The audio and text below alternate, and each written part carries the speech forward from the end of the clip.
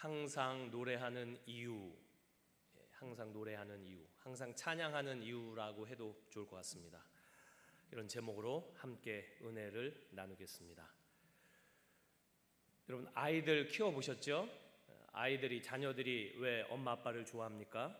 어렸을 때는 밥 주고 간식 주고 장난감 사주고 안아주고 씻겨주고 재워주고 그냥 살아갈 수 있도록 모든 것을 다 제공하니까 엄마 아빠를 좋아하죠.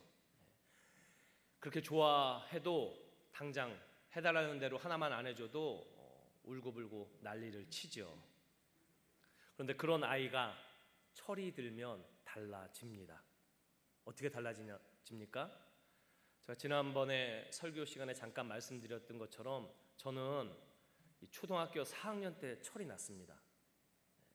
초등학교 4학년 때 저희 아버지가 한 달에 10만 원 벌까 말까 하실 때 7만 5천 원짜리 장난감 갖고 싶어가지고 병이 났다가 기둥뿌리를 뽑아서라도 우리 아들 사주겠다는 그 부모님의 마음을, 그 사랑을 확인하고 그냥 철이 확 들었습니다. 그 전까지는 부모님이 뭘 해주셨기 때문에 좋아했던 것 같습니다. 근데 그날 이후에 어떻게든지 해주려고 하고 또 해줄 수 없을 때 그 가슴 아파하시는 부모님의 사랑을 조금쯤은 이해하게 된 것이지요. 근데 이 신앙도 마찬가지인 것 같습니다. 얼마나 오래 신앙생활 했느냐가 문제가 아니라 어린아이와 같은 신앙이 있고 철든 신앙이 있습니다. 어린아이 같은 신앙은 어떤 신앙입니까? 주면은 감사하고 좋아하지만 어린아이랑 똑같습니다. 주면 좋아하고 안 주면 화내고 불평하고 원망하죠. 예전에 어떤 분은 뭐가 원하는 게 있을 때 하나님 앞에 기도하는데 그분은 꼭 낭떠러지를 가셨대요. 낭떠러지. 절박한 기도 제목이 있을 때. 왜 낭떠러지를 갑니까? 마치 철없는 아이가 단식 투쟁하는 것처럼 낭떠러지 가서 하나님한테 반협박하는 거죠. 하나님 당장 안 들어주시면 나는 갑니다. 그래서 본인은 기도만 하면 하나님이 다 들어주셨다고 자랑을 하시는 것도 들었는데, 여러분, 철없는 아이가 부모가 선물 사주면 아빠 최고 하고 엄마 최고 하고 뽀뽀하고 난리를 치지만 안 사주면은 당장 떼굴떼굴 바닥을 굴르면서 이거 하나도 못 사주면서 엄마 아빠 나를 왜 낳았어? 다 저의 경험담입니다. 부모 가슴에 비수를 꽂으면서 원망하는 그런 신앙이죠. 요즘 코로나19 때문에 세상이 난리죠. 하루하루 어떻게 보내고 계십니까? 외출 한번 하기도 어렵고 마스크 사려고 2시간을 기다렸다 3시간을 기다렸다. 경제적으로도 다들 힘든데 특별히 자영업 하시는 분들이 너무 많이 힘드시죠. 근데 언제 끝날지 모르는 이런 어려움, 고난, 또 앞으로 어떤 더한 어려움이 있을지 어떻게 알겠습니까? 이렇게 앞이 안 보이는 세상을 살면서 그럼에도 불구하고 우리는 어떻게 하나님을 찬양할 수 있을까요? 대체 뭐라고 하나님께 찬양하시겠습니까? 성경을 보면 맑고 밝은 날이 아니라 어둡고 컴컴한 날에도 찬양했던 사람이 있습니다. 바로 오늘 시편 34편을 쓴 다윗인데요. 우리가 시편 34편을 보시면 위에 이렇게 써 있습니다. 다윗이 아비멜렉 앞에서 미친 채 하다가 쫓겨나서 지은 시. 상황은 이렇습니다. 다윗이 잘 나가니까 질투해서 사울이 죽이려고 하지요. 그래서 다윗이 막 도망을 치는데 이 이스라엘이라는 나라가 얼마나 좁습니까? 더구나 우리나라는 산이 울창해서 산으로 들어가면 못 찾는데 거기는 산이 민둥산이잖아요. 그러니까 숨을 데가 없으니까 굴에서 숨고 여기저기 숨고 그러다가 결국은 블레셋, 그게 원수 나라 아닙니까? 그런데 이 블레셋의 가드 지역을 통치하던 아비멜렉, 아기스라고도 하는데 이 아비멜렉 왕에게로 피신을 합니다. 그러니까 신하들이 데모를 하죠. 야, 다윗 우리의 영웅 골리앗을 죽이고 우리 블레셋 사람 수천 명을 학살한 저 왼수를 도대체 어쩌자고 받아들여가지고 성까지 주고 당신은 블레셋 왕이냐 이스라엘 왕이냐 막 데모를 하면서 난리를 칩니다. 그러니까 아비멜렉 왕이 다윗을 불러요. 왜 부르겠습니까? 죽이려고 부르겠죠. 다윗은 이제 정말로 큰일 났습니다. 도망치고 도망쳐서 이 원수의 나라인 블레셋까지 왔는데 거기서 또 왕이 부르니까 이제 뭐 죽는 거는 시간 문제죠. 도망갈 데도 없습니다. 그래서 결국 다윗이 고민하다가 꾀를 냈는데 어떤 꾀냐? 사무엘상을 보시면 침을 질질 흘리면서 미친 척하면서 코로나 하면서 미친 척을 합니다. 그러니까 이 왕이 보고 불쌍히 여기죠. 야, 천하의 영웅 다윗이 아주 미쳐가지고 저렇게 됐구나. 그래서 불쌍해서 그냥 쫓아냅니다. 그래서 바로 그런 배경 하에서 이 아비멜렉 왕 앞에서 살기 위해서 미친 척하다가 쫓겨나서 지은 시가 바로 이 시편 34편이라는 것이죠. 지금 상황이 찬양이 나올 상황입니까? 큰 위기는 피했지만 언제 아비멜렉의 마음이 변해서 저놈을 당장 죽여라, 또는 사울이 보낸 자객에게 암살을 당할지 모르는 상황입니다. 더구나 미친 척하면서 최후의 자존심까지 그냥 살기 위해서 미친 척까지 하는 참 비참한 그런 상황입니다. 하나님을 찬양하기는커녕 원망하고 비난해야 마땅한 상황이죠. 엘리야처럼 요나처럼 차라리 당장 내 목숨을 걷어가 주시옵소서 애원해야 될 상황입니다. 이런 상황에서 다윗은 뭐라고 하나님께 찬양을 합니까? 1절 말씀이죠. 내가 여호와를 항상 송축하며 내 입술로 항상 주를 찬양하리이다. 항상이란 말이 2번이나 나옵니다. 항상 주를 찬양하겠다. 입을 열어 찬양하겠다. 적극적으로 이 고난 앞에서, 이 어려움 앞에서 오히려 주님을 더 적극적으로 찬양하겠다고 고백을 하고 다짐을 합니다. 제가 중고등부를 오랫동안 중고등부를 사역하면서 가장 진짜 애처롭기도 하고 때로는 화가 나기도 했던 게 뭐냐면 아이들이 찬양할 때 입도 뻥끗 안 합니다. 완전 립싱크예요, 립싱크. 10명이 모이든 100명이 모이든 조용합니다, 찬양 시간이. 그래서 아이들한테 물어봤어요. 너희들 찬양 시간에 왜 이렇게 립싱크를 하냐? 그랬더니 목사님 부끄러워요. 제 목소리가 다른 사람에게 들리는 게 창피합니다. 그래? 근데 아이들이 노래방에서 놀고 있다 그래서 한번 가봤습니다. 야, 찬양할 때는 입도 뻥끗 안 하던 인간들이 막 마이크 목에 걸고 책상 위에 올라가지고 춤추고 막 괴성을 지르고 무슨 아이돌 콘서트가 저리 가라예요. 왜 하나님을 찬양할 때는 입도 뻥끗 안 하는데 노래방에서 그렇게 난리를 칠까요? 그래서 그 아이들이 그렇게 얘기했습니다. 너희들이 하나님의 너희들을 만드신 목적을 모르기 때문이다. 이사야서 43장 21절에 이렇게 얘기합니다. 이 백성은 내가 나를 위하여 지었나니 나를 찬송하게 하려 함이라. 여러분, 만물이 가장 아름다운 때가 언제입니까? 목적에 충실할 때입니다. 칼이 가장 아름다울 때, 어머니의 손에서 음식을 할 때, 의사의 손에 잡혀서 환자를 수술할 때 가장 아름다운 것이죠. 사람이 가장 아름다울 때가 언제입니까?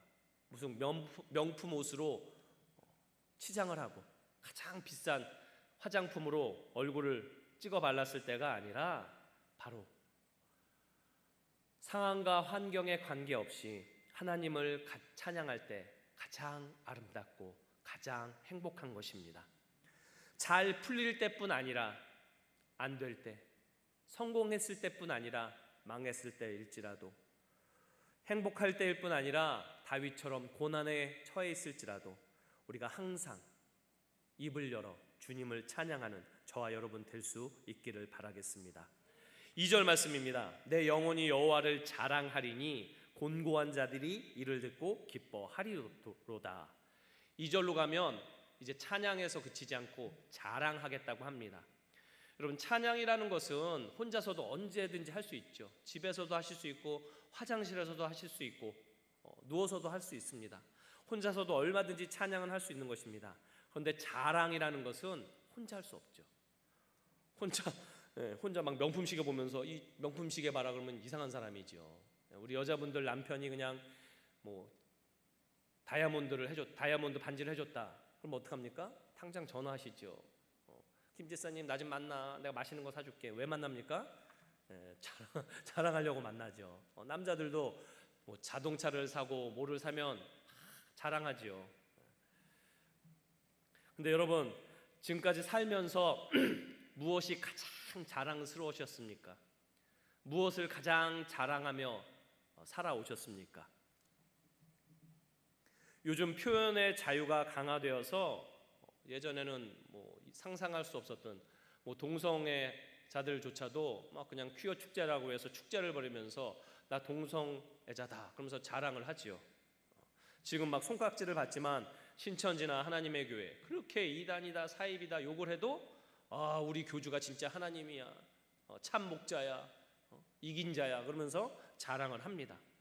그런데 이에 반해서 예수님을 믿는, 정말 살아계신 하나님을 믿는 우리 개신교는 점점 복음을 부끄러워하는 모습을 보입니다.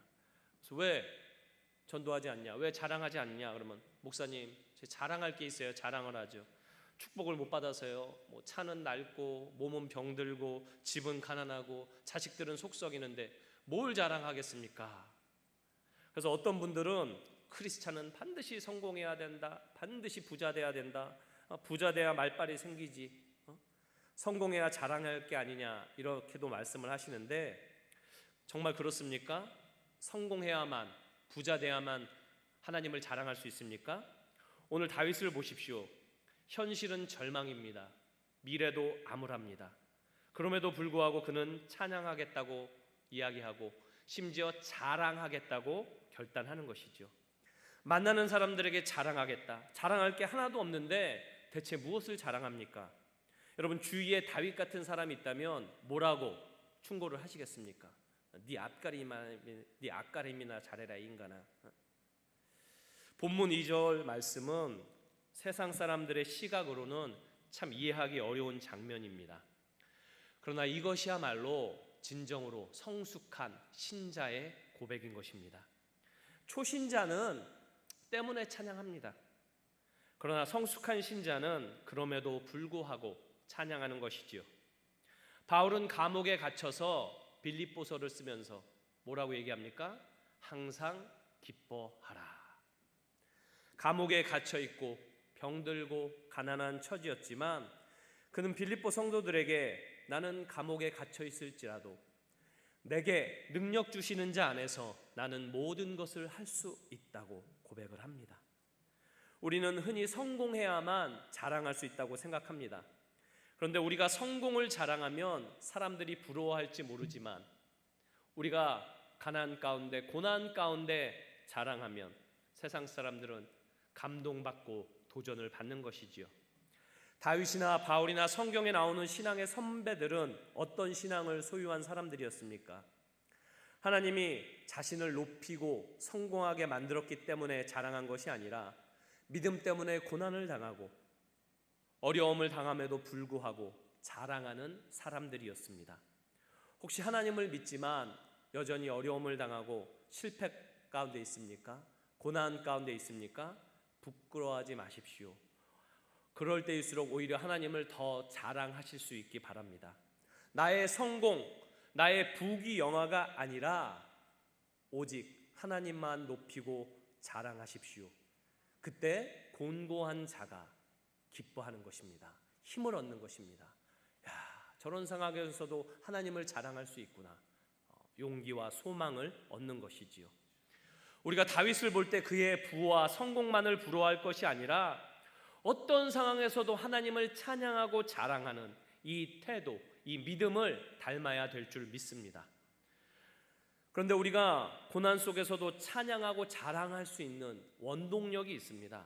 억지로 찬양하십시오. 누가 찬양하고 자랑하는 거 모릅니까? 그런데 찬양이 나오지 않습니다. 고난 당하는데 어떻게 자랑합니까?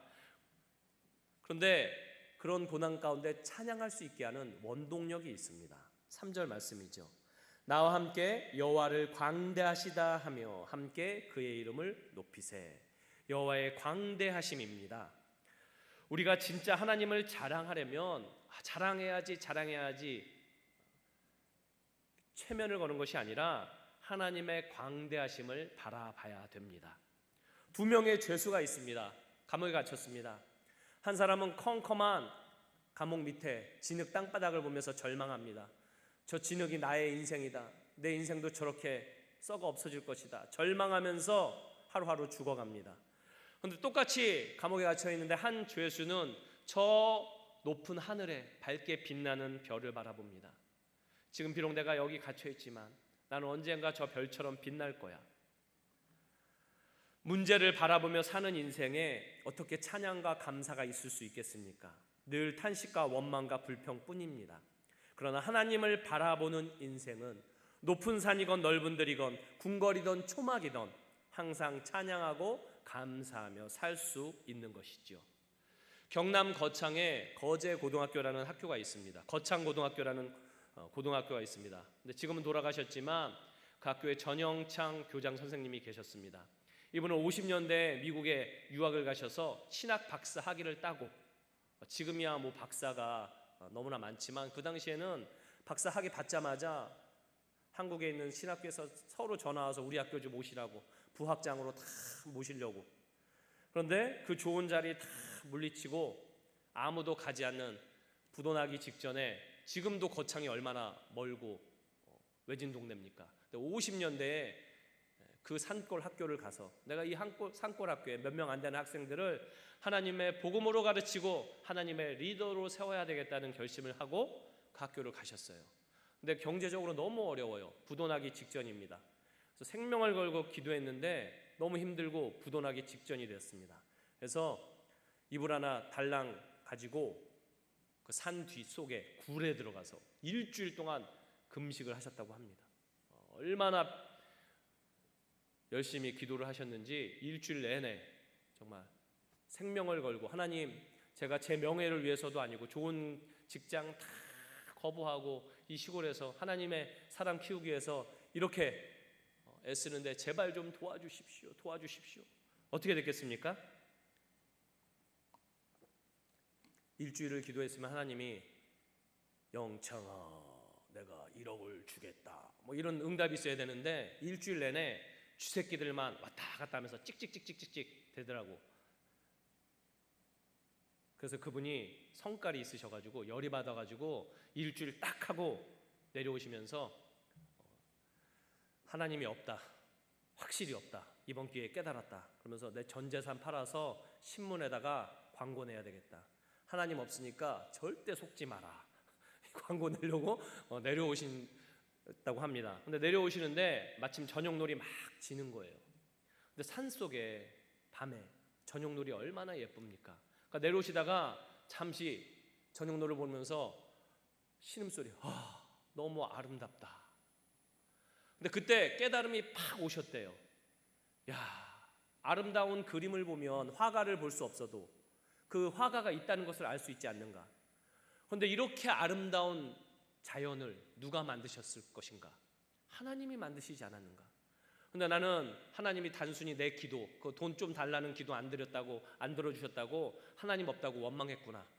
그래서 그 자리에서 무릎을 꿇으시고, 하나님 돈을 주시든지 안 주시든지 전 앞으로 하나님만 찬양하면서 살겠습니다 이러고 내려오셨다고 합니다.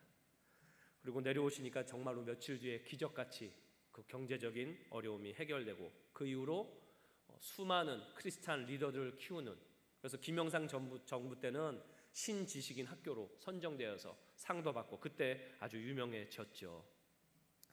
여러분, 안 믿는 사람들도 고민이 있으면 바다를 가죠. 왜 바다를 갑니까? 그 광활한 바다를 보면 작아집니다. 내가 그렇게 전부라고 생각했던 문제가 얼마나 작고 초라했던가 깨닫게 되는 것이죠.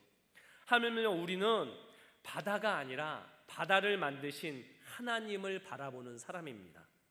감당 못할 문제가 있으십니까? 견딜 수 없는 고난을 당하고 계십니까? 우리가 문제를 바라보고 불평하고 원망하는 삶이 아니라 하나님의 광대하심을 바라보고 희망을 얻고 오히려 감사하고 찬송하는 믿음의 성도들이 될 수 있기를 바라겠습니다. 이런 고난 속에서 하나님을 찬양하는 사람들은 결국 어떻게 됩니까? 4절 말씀이죠. 내가 여호와께 간구하매 내게 응답하시고 내 모든 두려움에서 나를 건지셨도다. 결국 고난 가운데서도 하나님을 바라보는 사람, 끝까지 하나님을 찬양하고 자랑하는 사람은 하나님의 응답을 얻게 되는 것입니다. 우리 사회에 특별히 젊은이들이 금수저다, 흙수저다 이런 말들이 유행하죠. 인생에 있어서 가장 중요한 것은 부모님 직업이다 이런 말들도 있습니다. 그런데 성경은 뭐라고 얘기하느냐? 시편 146편을 보시면 도울림이 없는 인생들을 바라보지 말아라. 장관들, 방백들, 왕들을 의지하지 말아라. 그들은 흙이다. 죽으면 흙으로 돌아가는 어리석은 인생들을 의지하지 마라. 야곱의 하나님을 도움으로 삼는 자가 복이 있다. 우상에게 헛된 희망을 품는 사람들은 결국 멸망당하고 맙니다. 야곱의 하나님으로 도움을 삼는 사람, 여호와께 소망을 두는 사람이 복이 있는 것입니다. 예전에 달마야 놀자인가요? 그 영화를 보면서 엄청 웃었는데 왜 웃었느냐면 이제 깡패들이 법당에서 술래잡기를 하다가 그 부처님 목을 잘라버리죠. 넘어뜨려가지고 부처님 목이 잘라자고 떼굴떼굴 굴러갑니다. 그래서 막 순간접착제로 막 붙이려고 그러는데 아내를 보니까 그 목에 뭐라고 써 있느냐? 메이드 인 차이나. 엄청 웃었습니다. 여러분, 사람이 만든 우상을 세워놓고서 거기다가 절하고 비나이다 비나이다, 얼마나 어리석습니까? 우리는 금수저냐 흙수저냐에 목숨 거는 사람이 아니라, 사람이 만든 우상에게 소망을 두는 사람이 아니라 살아계신 하나님, 야곱의 하나님, 이스라엘의 하나님에게 소망을 두는 사람입니다. 이 살아계신 하나님에게 소망을 두는 사람만이 두려움 대신에 진정한 평안을 얻게 되는 것이지요. 5절 말씀입니다.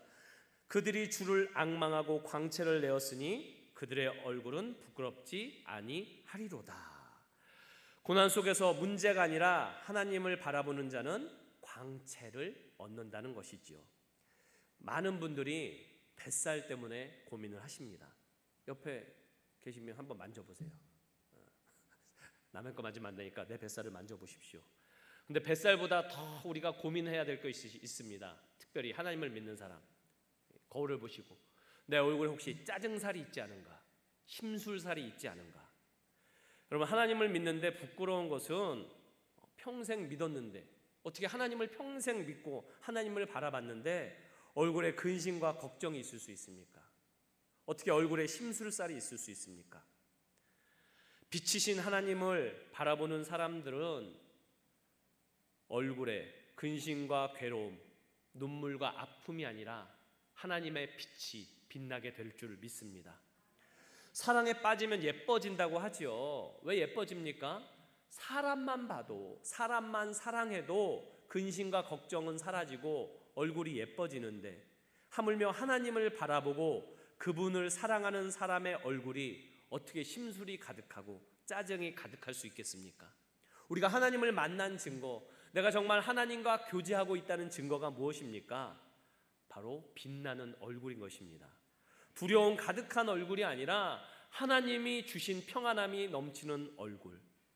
지금까지 보톡스를 의지하고 금가루 화장품을 추구하셨을지라도 이제부터 하나님을 바라봄으로 시간이 지날수록 썩어지는 인간의 아름다움이 아니라 시간이 흐를수록 더 빛나는 하나님이 주시는 그 광채에 덮이는 얼굴이 되는 저와 여러분 될 수 있기를 바라겠습니다.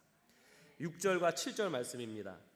이 공고한 자가 부르짖음에 여호와께서 들으시고 그의 모든 환난에서 구원하셨도다.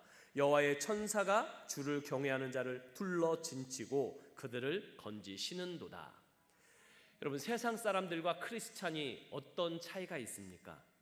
그들은 시험이 많고 우리는 없습니까? 안 믿는 사람만 코로나에 걸리고 믿는 사람은 걸리지 않습니까? 그렇지 않죠. 똑같이 시험에 당합니다. 똑같이 고난을 당합니다. 똑같이 질병을 걸립니다. 그런데 무슨 차이가 있습니까? 7절 말씀 보니까 여호와의 천사가 주를 경외하는 자를 둘러 진치고 그들을 건지시는 도다. 그렇습니다. 고난을 당하지 않는 것이 아니라, 어려움을 당하지 않는 것이 아니라 그 고난과 어려움 속에서도 우리를 보호하는 하나님의 사자가 우리와 함께하는 것입니다. 열왕기하 6장 8절 이하를 보면 아람 왕이 엘리사를 죽이러 군대를 보냅니다. 왜 그러느냐? 이 아람 군대가 이스라엘을 기습을 하는데 기습할 때마다 역습을 당합니다. 이상하죠. 지금처럼 막 드론을 띄우고 무슨 인공위성이 슉 하는 것도 아닌데, 촬영하는 것도 아닌데 기습을 하는데 역습을 당해요. 기습을 하는데 다 지키고 있어요. 그래서 이거는 아무리 봐도 이중간첩, 첩자가 있는 것 같다. 첩자를 색출하라 이렇게 명을 내리는데 신하들이 아이고 왕이시여, 첩자가 있는 게 아닙니다. 그럼 왜 그러냐? 이스라엘의 그 위대한 선지자 엘리사가 있는데 하나님의 기도에서 하나님이 다 알려주셔서 미리 진추고 있는 것입니다. 그래? 엘리사를 없애야 되겠구나. 그래서 수만의 아람 군대를 보내서 이 엘리사가 살고 있는 산을 완전히 물샐 틈 없이 수만 명이 그냥 산을 지킵니다. 그리고 죽이러 올라옵니다. 이것을 보고 사환이 난리가 났죠. 선지자님 큰일 났습니다. 지금 아람 군대 수만 명이 산을 지키고 지금 죽이려고 올라오는데 어떡해요 스승님, 큰일 났어요. 우리 죽었어요. 난 장가도 못 가는데 아이고 억울해라 막 하면서 난리를 칩니다. 그러니까 엘리사가 갑자기 기도하고 이 종에게 안수를 합니다. 그러니까 이 종이 영안이 열리죠. 믿음의 눈이 생깁니다. 근데 영안이 열리니까 어떤 일이 벌어지느냐? 수만 명의 아람 군대가 있는데 그 아람 군대 옆에 오히려 수십만의 하나님의 천사들이 불칼과 불병거로 지키는 모습을 보게 된 것입니다. 대적을 바라볼 때, 어려움과 고난을 바라볼 때 원망과 불평밖에는 할 것이 없습니다. 하지만 믿음의 눈을 들면 그 대적을 둘러싼 하나님의 군대가 보이는 것이죠. 이런 찬양이 있습니다. 주위를 둘러보면 아무도 없는 듯 믿음의 눈을 들면 보이는 분 계시네.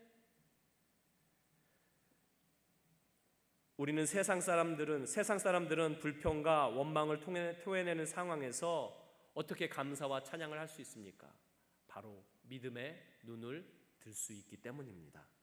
세상 사람들은 보지 못하지만 믿음의 눈을 들 때 나를 둘러싼 고난 너머에 우리와 함께 있는 하나님의 천사, 하나님의 인도와 보호가 우리의 눈에 보여지는 것이죠.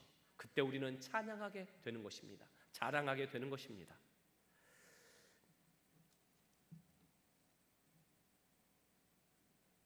세상 사람들은 보지 못하지만 믿음의 눈을 들어서 하나님이 보내주신 천사들을 보고 용기를 얻고 다시 일어서서 하나님을 찬양하는 저와 여러분 될 수 있기를 바라겠습니다.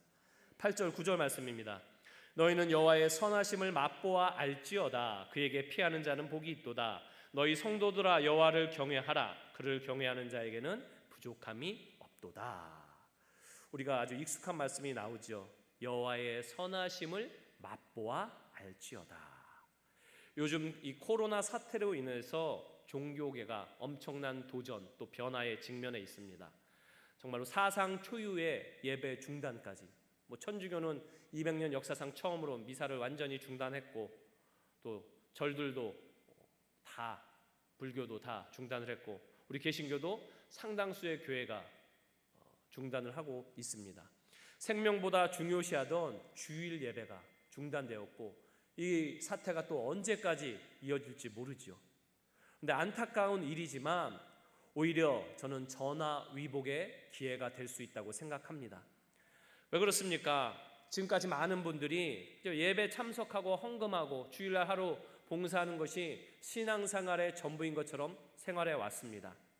그런데 더 중요한 것은 일주일에 한 번 나와서 헌금하고 봉사하는 것이 아니라 매일매일의 삶 속에서 오늘 말씀처럼 오늘 우리의 매일매일의 이 삶 속에서 여호와의 선하심을 맛보아 아는 것입니다.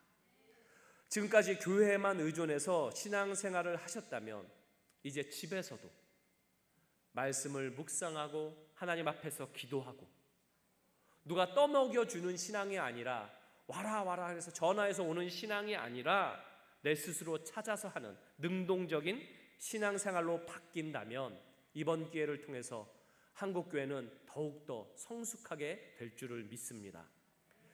신앙생활을 막 시작하던 분들, 이제 막 예수를 믿으신 분들과 이야기를 하면 하나같이 이런 얘기를 합니다. 목사님, 교회가 너무 좋고 집사님도 너무 좋고 목사님도 너무 좋은데 제가 지금까지 막 신앙생활 안 하면서 수십 년 친구들하고 이렇게 놀던 재미, 고스톱 치는 재미, 술 먹는 재미, 놀던 재미가 너무 좋은데 이거 포기하기가 너무 어렵습니다. 이런 분들이 많이 있습니다. 무슨 말입니까? 하나님을 믿고 싶은데 아직 세상의 맛이 너무 좋고 그 맛을 끊을 수 없다는 것이죠. 성도 여러분, 세상 사람들은 주일에 편안히 쉬면서 지금 이 시간 아직까지 주무시는 분들도 있을 거예요. 그리고 일어나서 산책 가고 등산 가고 친구를 만나는데, 더구나 코로나 여파 때문에 다 꼼짝 말라고 그러는데 왜 이 아침 일찍부터 나와서 교회 나오셔서 예배 드리시고 또 봉사하십니까? 제가 청년 시절에 그때는 주 6일이었죠. 저희 부장 집사님 주일학교 교사였기 때문에 의논할 일이 있는데 급해가지고 밤 11시 반에 전화를 했습니다. 밤 11시 반에 실내를 무릅쓰고 전화했는데 더 놀란 거는 그때까지 안 들어오셨대요. 그래서 깜짝 놀라서 왜 이렇게 늦게 들어오시냐고 그랬더니 원래 그런데요. 그분이 영업 파티에 계신 분이라 보통 11시, 12시에 퇴근을 하시더라고요. 토요일 날도. 근데 그렇게 죽어라 일주일 동안 일하시고 주일이면 7시, 8시만 돼도 주일학교 하시니까 일찍 나오셔서 봉사를 하시는데 제가 그날 너무 감동을 받았어요. 이렇게 진이 빠지게 일하고 주일 아침에 나오시는구나. 여기 다 그러신 분들이죠. 누구에게 잘 보이려 그러십니까? 10만 원 헌금해서 100만 원 헌금으로 보상받으려고 우리가 하는 겁니까? 천국에서 좋은 자리, 천국에서 무슨 34평, 48평 아파트 얻으려고 우리가 합니까? 그것이 아니라 저와 여러분이 오직 하나님의 선하심을 맛보아 알기 때문인 줄 믿습니다. 세상 사람들 눈에는 어리석기 그지없는 사람들입니다. 야, 주일날 교회 나오면 밥이 나오냐 떡이 나오냐, 11조 10분의 1을 미쳤구나, 그냥 떡이나 사 먹어라, 이렇게 얘기하지요. 그럼에도 불구하고 우리는 왜 그런 비난을 받으면서 교회에 나오고 봉사하고 예배를 드립니까? 다른 이유가 없습니다. 하나님의 선하심을 맛보아 알았기 때문입니다. 좁은 길을 걸어도 밤낮 기뻐하는 것, 우리 서로 받은 이 기쁨을 세상 사람들은 알 수가 없는 것이죠.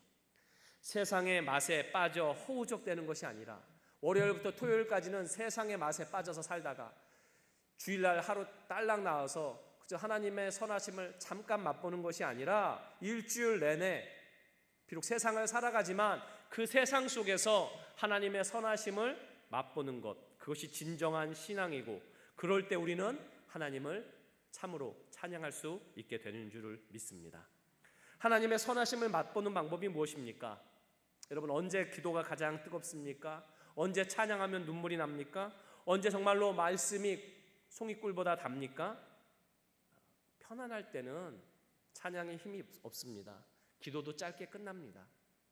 그런데 고난당할 때, 시험이 올 때, 대적에 둘러싸여 있을 때, 어두운 밤일수록 별이 환하게 빛나는 것처럼 고난 속에서 우리는 우리를 향한 하나님의 선하심을 확실하게 경험하게 되는 것이죠. 우리는 고난이 오지 않게 해달라는 기도를 많이 합니다. 그러나 참된 기도는 고난 속에서 하나님의 선하심을 맛보게 해달라고 기도하는 것입니다. 오늘 다윗이 바로 그런 기도를, 그런 찬양을 올려드린 것이지요. 저와 여러분이 고난 속에서도, 어려움 속에서도 하나님의 선하심을 맛보고 그 하나님의 선하신 맛을 통해서 용기를 얻는, 소망을 얻는 그런 삶이, 그런 믿음이 될 수 있기를 바라겠습니다. 마지막으로 10절 말씀입니다. 젊은 사자는 궁핍하여 줄일지라도 여호와를 찾는 자는 모든 좋은 것에 부족함이 없으리로다. 이 10절 말씀은 제가 정말 너무나 좋아하는 말씀입니다. 언제 읽어도 은혜가 됩니다. 젊은 사자는 궁핍하여 줄일지라도 여호와를 찾는 자는 부족함이 없다. 사자는 백수의 왕이지요. 세상에서 가장 힘센 동물입니다. 그런데 이 사자도 사냥에서 성공 확률이 30%가 안 된다고 하더라고요. 비가 오거나 또 가뭄이 들면 더 성공률이 떨어져서 백수의 왕이라고는 하지만 굶주릴 때가 많다는 것입니다. 빛 좋은 개살구지요. 근데 사람도 마찬가지입니다. 모든 사람들이 부러워하는 부자, 권력자라고 해도 영혼은 굶주려서 괴로워하는 사람들이 얼마나 많이 있습니까? 연예인들 20대, 30대 초반에 그 젊고 인기 있고 돈 있는 사람들이 왜 너도 나도 자살을 하겠습니까? 어떤 분이 그런 말씀을 하시더라고요. 10평에 사는 사람들은 10평만큼의 근심이 있고 100평에 사는 사람들은 100평만큼의 근심이 있다. 돈으로 편안한 침대를 살 수 있지만 어떻게 편안한 잠을 살 수 있겠습니까? 영혼의 굶주림과 목마름은 하나님 외에 해결할 자가 없는 것입니다. 비록 우리에게 100평 아파트는 없을지라도 작은 공간에서 부대끼며 살지라도 하나님의 선하심을 맛보며 사는 사람, 그분을 경외하는 사람은 부족함이 없는 인생을 살게 되는 것입니다. 현실은 부족할지라도 세상이 채워주지 못하는 영혼의 공허함을 하나님이 채워주시기 때문이지요. 말씀의 결론을 맺겠습니다. 교회의 오빠라는 책, 또 영화 다큐멘터리로 알려진 고 이간희 집사님은 참 모범적인 크리스찬의 삶을 사셨습니다. 누가 봐도 정말 자랑할 만한, 늘 교회 중심으로 생활하고 또 공부도 잘하고 대기업 다니고 너무나 모범적으로 살아서 이 부인 되시는 오은주 집사님이란 분은 처음에 막 사귀자 그랬을 때 몇 년을 거절하셨대요. 오빠 몸 보면 그냥 내가 숨이 막힌다.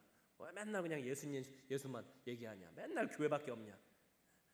그런데 그 잘 나가시던 분이 말기암에 걸리고 부인도 암에 걸리고 정말로 이해할 수 없는 시련을 당하면서 그 고난 가운데서 심지어 그 아들의 고난을 보다 못한 어머님은 자살을 하시죠.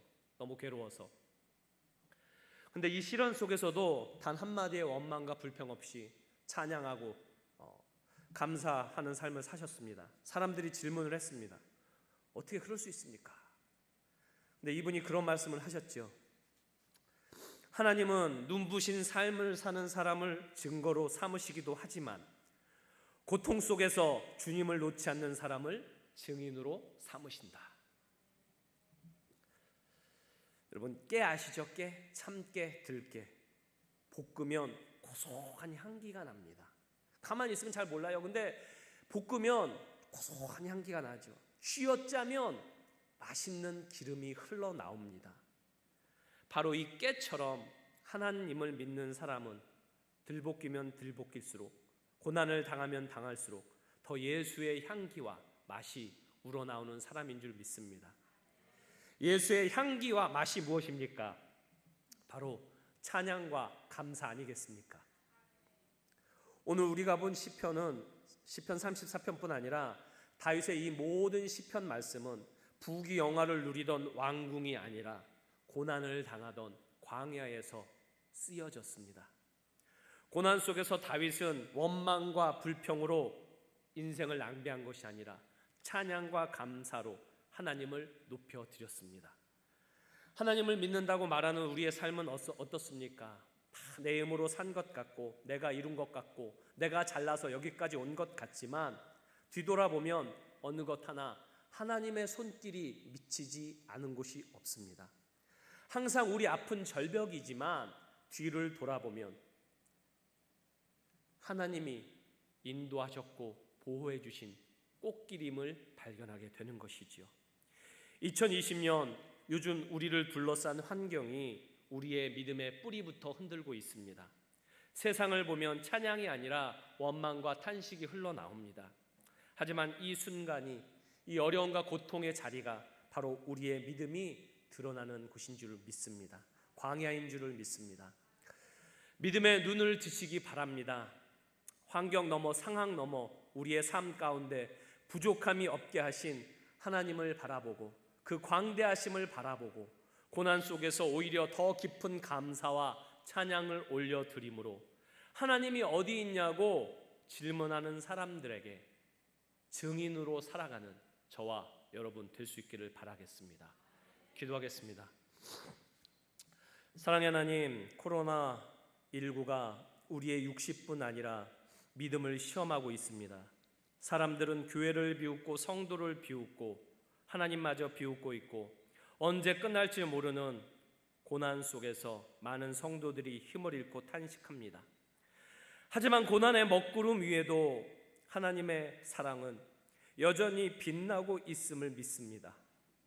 주위를 둘러보면 아무도 없지만 믿음의 눈을 들어 주님을 보게 하시고 그 주님으로 인해 소망과 용기를 얻고 절망 속에서 감사하고 고난 속에서 찬양하는 세상이 감당할 수 없는 믿음의 사람으로 살아가게 하옵소서. 맑고 밝은 날뿐 아니라 어둡고 흐린 날에도 찬양하는 믿음 주시고 고난이 우리의 찬양을 빼앗아가지 못하도록 우리의 입술을 지켜주시고 한 주간도 감사하며 찬송하며 긴 어둠과 고난을 이겨나가게 하옵소서. 예수님의 이름으로 기도드립니다.